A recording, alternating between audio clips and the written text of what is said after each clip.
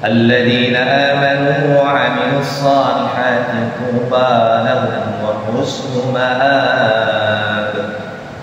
Kadzalika arsalnaka fi ummatin qad khalat min qabliha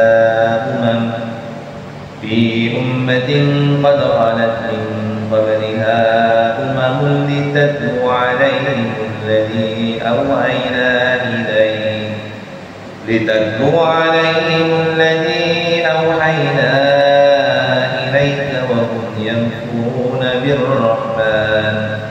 Qul huwa rabbi la ilaha illa huwa 'alayhi tawakkaltu wa ilayhi matab.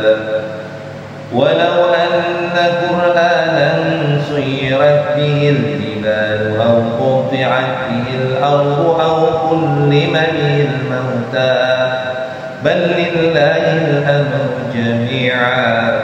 Afalam yay'asil ladhina amanu an law yasha'a Allah lahadana an-nasa jami'a. Afalam yay'asil ladhina amanu an law yasha'a Allah lahadana an-nasa jami'a. Wa la yazal alladhina kafaru tusibuhum bima صدقوا قارئا أو تحل قريبا من دارهم حتى يأتي وعد الله إن الله لا يخلف الميعاد. ولقد استهزئ برسل من قبلك فأمليت للذين كفروا ثم أخذتهم فكيف كان عقاب. أفمن هو قائم على كل نفس بما كسبت وجعلوا لله شركاء قل سموهم أم تنبئونه بما لا يعلم في الأرض أم بظاهر من القول بل زين للذين كفروا مكرهم وصدوا عن السبيل ومن يضلل الله فما له من هاد. لهم عذاب في الحياة الدنيا ولعذاب الآخرة أشق وما لهم من الله من واق. Shadaqallahul azim. Grab ya. Ayat ke-29. Alladzina amanu wa 'amilus shalihat, orang yang beriman dan mengerjakan pekerjaan yang baik atau amal soleh, tuba, maka mereka mendapatkan kebahagiaan. Tuba lahum, mereka mendapatkan kebahagiaan. Wa husnu ma'ab, dan mereka mendapatkan tempat kembali yang baik. Nah itu tuh, dia orang yang beriman dan beramal soleh, maka dia adalah orang yang mendapatkan kebahagiaan dan tempat yang baik, yakni surga, tempat kembali yang baik. Jadi maaf itu tempat kembali, artinya kita kan inna lillahi wa inna ilaihi raji'un, kita dari Allah dan kembali kepada Allah. Nah ketika kita kembali kepada Allah, maka kita akan mendapatkan kebahagiaan dan tempat kembali yang baik, yakni surga. Nah, surga itu sebenarnya bukan hanya di akhirat, tapi di dunia juga. Jadi kalau kita di dunia ini beriman, kemudian mengerjakan amal-amal kebaikan, amal-amal yang bermanfaat untuk diri kita sendiri dan juga untuk orang lain, maka akan menghasilkan kebahagiaan.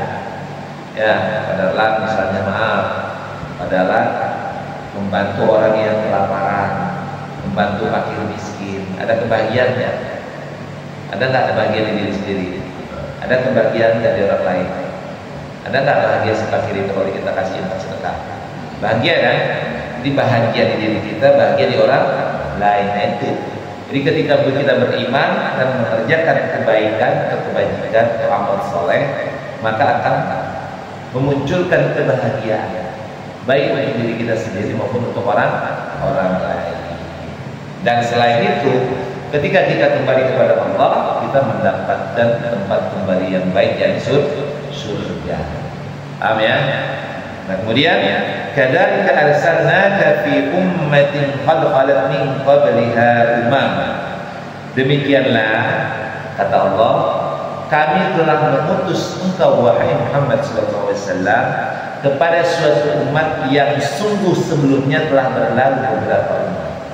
Jadi Nabi itu diutus kepada umat manusia secara umum, khususnya kepada bangsa Arab, yakni kaum Quraisy, ya gitu kan, di Mekah dan Madinah dan sekitarnya, di Hijaz. Itu sebelumnya sudah ada para nabi, yakni nabi sebelum Nabi Muhammad adalah Nabi Isa alaihissalam.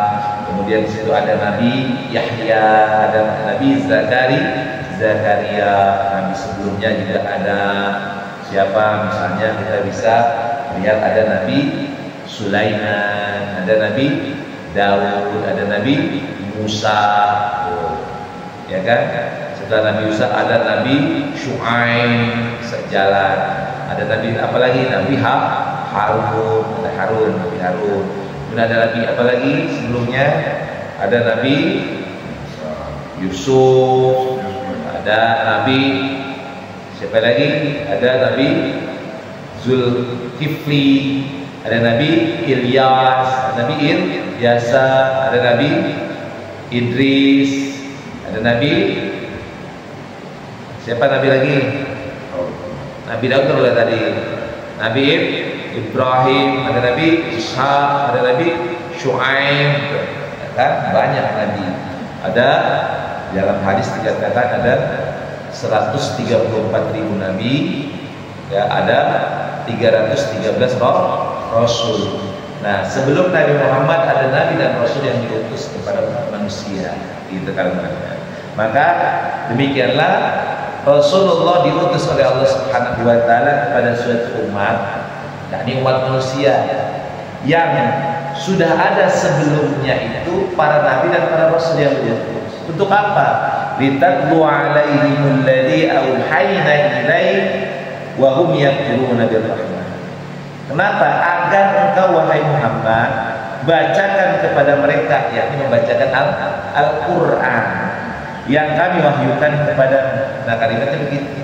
Litatluwa itu artinya kalau orang warattilil Qur'an dan tartila berarti dia membaca. Itu. Maka kalimat membaca itu kan bisa saja bisa ada mushafnya atau tidak ada mushaf. Kalau zaman Nabi itu kan Al-Qur'an belum seperti kita. Al-Qur'an hanya dicatat terpisah dan terpilah pada lembaran-lembaran murid gitu. Nah, Nabi itu diperintahkan salah satu tugasnya dan untuk membacakan Al-Quran, ya, kepada orang-orang yang diutus Nabi, yakni kepada orang Quraisy secara khusus, kepada bangsa Arab secara umum, secara lebih besar lagi kepada umat manusia. Tapi kemudian wahum yakfuruna birrahman, yang mereka itu kafir kepada Allah yang Maha Pemurah. Jadi padahal mereka ingkar kepada Tuhan yang Maha Pengasih. Dikalimatkan gitu. Jadi Nabi itu diperintahkan oleh Allah hampir sama dengan para Nabi dan Rasul, tetapi khususnya Nabi diperintahkan untuk litatlu alaihimul ladzi auhayna ilaik, untuk membacakan kepada mereka Al-Quran yang diwahyukan kepada Nabi Muhammad SAW. Wa hum yakfuruna birrahman, dan sedangkan mereka adalah orang-orang yang kafir kepada Ar-Rahman, Tuhan yang Maha Pengasih. Kemudian qul huwa rabbi la ilaha illahu, katakanlah wahai Nabi Muhammad, dialah Tuhan, tidak ada Tuhan selain Allah, hanya kepada Allah lah aku bertawakal dan hanya kepada Allah lah aku bertobat. Ini kalimatnya ini. Jadi kalau kita mendapatkan orang yang menentang kebaikan, kebenaran yang kita ucapkan, yang kita ingatkan, nah cukup katakanlah qul huwa rabbi la ilaha illahu alaihi tawakkaltu wa ilaihi matab. Jadi katakan, Allah Tuhanku, ya ada Tuhan selain Allah, aku bertawakal kepada Allah, dan kepada Allah lah aku kembali untuk bertobat. Itu kalimatnya itu. Kemudian dilanjutkan, walau anna Qur'anan sayyirat bihil jibal aw qutiat bil ardu aw kullima bihil mauta. Dan sekiranya ada suatu bacaan atau kitab suci yang dengan itu gunung-gunung dapat digoncangkan dan bumi jadi terbelah, atau orang yang sudah mati dapat berbicara, itulah Al-Quran. Jadi gitu, saking hebatnya Al-Quran. Ini kalimatnya. Tidak ada kitab yang lebih hebat kecuali Al-Quran, yang Al-Quran itu mampu menggoncangkan gunung. Jadi mampu dia menggoncangkan gunung, kemudian membelah, menjadikan bumi jadi terbelah, dan menjadikan orang yang mati hidup lagi, kecuali mukjizat Al-Quran. Nah, kalimatnya begitu. Jadi ketika dengan Al-Quran itu gunung jadi goncang, itu kalimatnya. Bumi jadi terbelah dan orang yang mati menjadi hidup. Itu untuk menggambarkan kehebatan Al-Quran. Jadi betapa luar biasanya mukjizat Al-Quran itu, sehingga membuat gunung jadi bergoncang, bumi jadi terbelah, dan orang yang mati bisa kembali hidup lagi. Nah, ini sebuah gambaran, sebuah tafsir yang diberikan oleh Allah untuk menggambarkan kehebatan Al-Quran. Nah, kita sebagai yang sudah diberikan Al-Quran harus merasa kita ini mendapatkan sesuatu yang berharga. Jangan disia-siakan. Jangan cuma sekedar dibaca, tetapi harus dipelajari, dipahami, kemudian diamalkan. Gak boleh cuma sekedar dibaca saja, gak cukup sekedar dibaca, tapi diamalkan, pahami. Makanya pada saat sekarang belajar memahami, biar nanti bisa mengamalkan. Walaupun orang sekedar baca dapat pahala betul, tapi nggak bisa mengambil manfaat dari apa yang dibaca. Ya, coba pada orang baca Quran, baca aja Quran. Misalnya baca begini, dalam bacaan itu, saya akan bekerja dengan baik. Ya, kalau saya bekerja dengan baik, saya akan mendapatkan uang 1 miliar. Padahal baca, tapi dibacanya di rumah, nggak pernah bekerja. Kira-kira dapat nggak 1 miliar? Kenapa nggak dapat? Karena sekedar baca. Kalau nggak bekerja, dapatnya 1 miliar. Nah, kita baca, kemudian kita pahami. Oh, artinya kalau saya bekerja, maka saya akan mendapatkan 1 miliar. Timbul pemahaman, memahami bacaan tersebut. Maka kemudian pada saat bisa bekerja, entah berapa bulan, entah berapa tahun, dan selesai pekerjaan mendapatkan 1 miliar. Artinya tidak cukup sekedar dibaca, tapi harus dipahami. Karena banyak orang baca nggak paham, ya kan? Ini ayat tentang azab malah cengar-cengir ya. Makanya harus paham. Nah, ini kita belajar memahami agar bisa mengamalkan. Nah, contoh begini, di ayat yang 29 kan, kalau kita baca, orang yang beriman dan beramal soleh, dia akan mendapatkan kebahagiaan dan juga akan mendapatkan tempat kembali yang baik. Kita baca aja, nggak dipahami, maka tidak akan ada manfaat. Maka kalau kita amalkan, kita pahami, oh, berarti saya kuatkan iman saya kepada Allah, dan saya akan mengerjakan kebaikan dengan berbagai macam kebaikan yang terbatas itu. Maka kita lakukan, maka kita akan mendapatkan kebahagiaan. Kita gini, padahal sudah paham kalau iman dan amal itu akan memunculkan kebahagiaan dan meraih kemuliaan di surga. Tapi padahal sama Allah aja nggak percaya, sama mbah-mbah dukun masih percaya. Padahal nggak pernah ngerjain kebaikan, punya uang diumpetin, punya sesuatu yang bisa dibantu oleh orang lain dicekepin, nggak pernah mau berbuat sesuatu untuk orang lain. Untuk makan diri sendiri aja pelit, punya duit tapi makannya ngirit, Ya makannya sampai duit banyak tapi nyiksa diri, makannya ikan asin aja, jengkol aja, terus ngirit. Yang terjadi bukan kebahagiaan, nyiksa diri namanya. Nah gitu. Nggak boleh, karena badan punya hak. Boleh kita, tidak boleh juga berlebihan. Sesuai dengan haknya, sesuai dengan kadar hak badan. Badan itu kan perlu 4 sehat yang sempurna, maka kita harus berusaha memenuhi hak badan kita. Jadi orang makan enak bukan makan enak, makan 4 sehat yang sempurna itu artinya memenuhi hak tubuh. Contoh ini, contoh, padahal punya motor, ya kan? Nah motor itu kan harus dikasih bensin. Kalau motor itu dikasihnya air, kira-kira jalan ke motor? Nggak jalan kan? Atau padahal mau punya motor, mau pergi ke Bandung, tapi motor itu cuma dikasih bensinnya setengah liter, kira-kira cukup nggak tuh? Cukup nggak? Nggak cukup. Nah itu maksudnya. Nah badan kita tuh punya hak. Haknya itu diberikan makanan sesuai dengan takaran dan kadarnya, tapi tidak boleh berlebihan, secukupnya, sesuai dengan keperluan dan kebutuhan. Jadi kalau kuli bangunan makannya 2 piring wajar, karena dia kebutuhannya segitu. Tapi kalau orangnya kerjaannya pengangguran makannya 3 piring, cuma kebangetan gitu kalimatnya. Jadi gitu ya. Nah kata Allah, seandainya ada suatu bacaan yang gunung bergoncang, bumi terbelah dan orang yang mati bisa hidup kembali, itulah Al-Quran. Kemudian bal lillahil amru jami'an. Maka kata Allah Subhanahu wa taala, dikatakan sebenarnya segala urusan itu adalah milik Allah. Maka tidakkah orang-orang yang beriman mengetahui bahwa sekiranya Allah menghendaki semua manusia beriman, tentu Allah memberi petunjuk kepada manusia semua. Nah gini, dalam kehidupan ini kan kita melihat orang kafir kenapa sih nggak tobat, orang jahat itu kenapa sih nggak jadi baik, kenapa Allah menciptakan seluruh manusia ini adalah orang yang baik. Maka kata Allah Subhanahu wa taala, seandainya aku berkehendak, maka aku bisa menjadikan seluruh manusia ini beriman. Dan nanti itu dibuktikan di akhirat nanti, ya kan? Kalau nanti sudah di akhirat, kan seluruhnya beriman. Iblis beriman, setan beriman, gak ada yang kafir tuh kalau sudah di akhirat nanti pada masyarakat.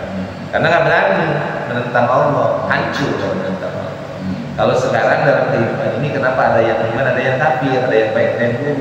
Karena memang sunnah. Karena memang manusia dalam kehidupan ini ada musuh. Dialah iblis dan setan-setan.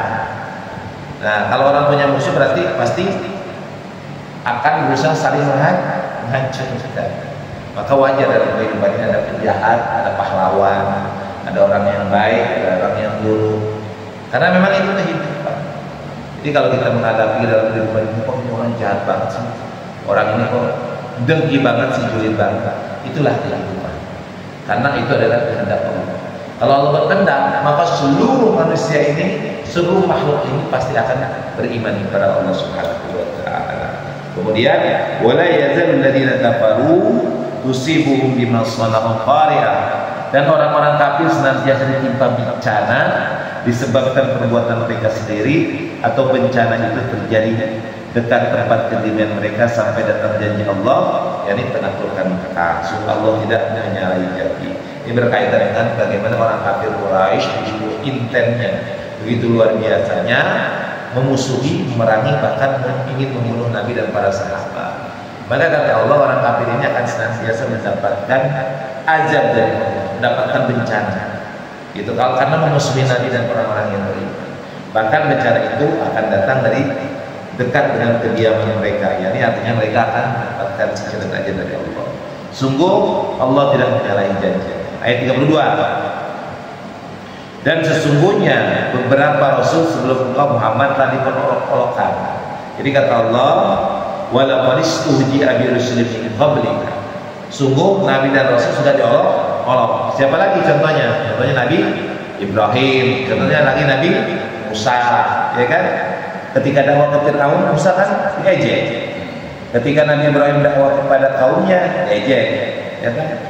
Jadi hampir semua nabi dan rasul itu ketika memerintahkan untuk berbuat sesuai dengan ketentuan Allah diejek.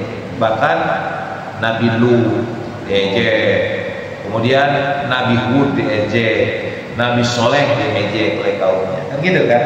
Diperolok-olok, diperolok-olok itu kan dicela, dia lu gitu kan, diolok-olok, dikatakan bahkan gila kamu, gitu, karena menyalahi kebiasaan. Kemudian fa'amlaitu lil ladina kafaru, maka dampaknya ketika mereka diolok-olok adalah maka Allah memberikan tenggang waktu kepada orang-orang kafir itu. Kemudian Allah binasakan mereka. Jadi Allah berikan kiamat. Jadi gini nih. Jadi kalau misalnya kita berdakwah, kita mengajak kebaikan, tapi diejek, diolok-olok oleh orang lain, jangan sakit hati. Karena Allah akan memberikan waktu-waktu untuk orang itu. Waktu untuk apa? Agar Allah tidak dianggap menzalimi orang itu. Agar nanti ketika ditimpakan azab kepada mereka tidak ada alasan lagi. Karena mereka memang adalah orang yang layak untuk mendapatkan azab dari Allah. Maka sama kaum Ad, kaum Samud, kemudian kaum Nabi, mereka diberikan waktu setelah diberikan peringatan, diberikan waktu sampai bersenang-senang. Ketika Nabi Nuh sudah berputus asa, maka kemudian mengadu kepada Allah, ya sudah memberikan waktu kepada mereka sampai batasan yang ditetapkan, kemudian dihancurkan. Nah gitu, jadi hati-hati tuh. Jadi jangan senang untuk orang dengan keburukan-keburukan. Wah, saya kaya, bebas maunya saya abadi. Allah berikan tenggang waktu. Nanti suatu saat datangkan azab. Dan azab kan gampang banget, musibah kan gampang. Sekarang musibah di Padang aja, di Padang musibah lahar dingin, musibah longsor, ya kan. Di Subang kemarin misalnya pelajar yang ingin melaksanakan atau sudah melaksanakan studi itu busnya terbalik, ya kan, mati berapa orang, 9 orang, dan banyak musibah-musibah. Jadi Allah kehendaki musibah datang. Kemudian di ayat yang ke 33-nya, maka apakah Tuhan yang menjaga setiap jiwa terhadap apa yang diperbuatnya sama dengan yang lain? Mereka menjadikan sekutu bagi Allah. Katakanlah, sebutkanlah sifat-sifat mereka. Atau apakah kau hendak memberitahukan kepada Allah apa yang tidak diketahuinya di bumi? Atau mengatakan tentang hal itu sekadar perkataan pada lahirnya saja? Sebenarnya bagi orang kafir, tipu daya mereka itu dijadikan terasa indah, dan mereka dihalang-halangi dari jalan yang benar. Dan barang siapa yang disesatkan Allah, maka tidak ada seorang pun yang dapat memberikan petunjuk baginya. Nah ini kalimatnya. Jadi orang kafir itu memang Allah kehendaki untuk sesat, sehingga mereka menganggap perbuatan jahat yang kafirat itu terasa indah. Jadi kalau misalnya bisa nyakitin seseorang yang muslim, ini senang dia. Contoh kayak misalnya Israel bisa memborbardir Palestina, membunuh anak-anak, membunuh warga Palestina, senang dia. Wah, senang, merasa menang. Jadi dijadikan indah perbuatan kafirnya itu, dijadikan indah perbuatan tipu daya muslihat mereka, menganggap hebat. Padahal itu adalah justru pembinasaan bagi mereka. Nah orang ini adalah orang yang Allah kehendaki menjadi sesat, itu kalimatnya. Ya. Jadi barang siapa yang dikehendaki oleh Allah menjadi sesat, maka tidak ada seseorang pun yang memberikan hidayah. Ya, kemudian terakhir, lahum adzabun fil hayatid dunya. Mereka mendapatkan siksa dalam kehidupan dunia, dan siksa akhirat itu adalah siksa yang sangat-sangat keras. Pasti lebih keras.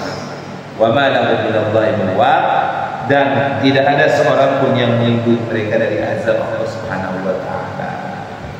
Nah gitu. Jadi kesimpulannya ini tentang orang yang beriman dan orang kafir. Kalau orang yang beriman, yang beramal soleh, dia mendapatkan kebahagiaan di dunia dan akhirat, mendapatkan tempat kembali di akhirat nanti dengan surganya Allah. Nah orang kafir ini Allah berikan hak mereka bersenang-senang dalam kehidupan dunia. Mereka diberikan kesempatan untuk mengejek, mengolok, menghina, bahkan membunuh orang-orang yang beriman. Tetapi justru itu adalah hal yang terburuk yang mereka lakukan, yang akan berdampak terburuk kepada mereka. Di dunia mereka akan mendapatkan azab, di akhirat mereka akan mendapatkan azab yang lebih dan sangat keras. Dan kata Allah Subhanahu wa taala, tidak ada seorang pun yang dapat melindungi mereka dari azab Allah Subhanahu wa taala. Jelas ya? Ada pertanyaan? Cukup. Shadaqallahul azim. Alhamdulillah.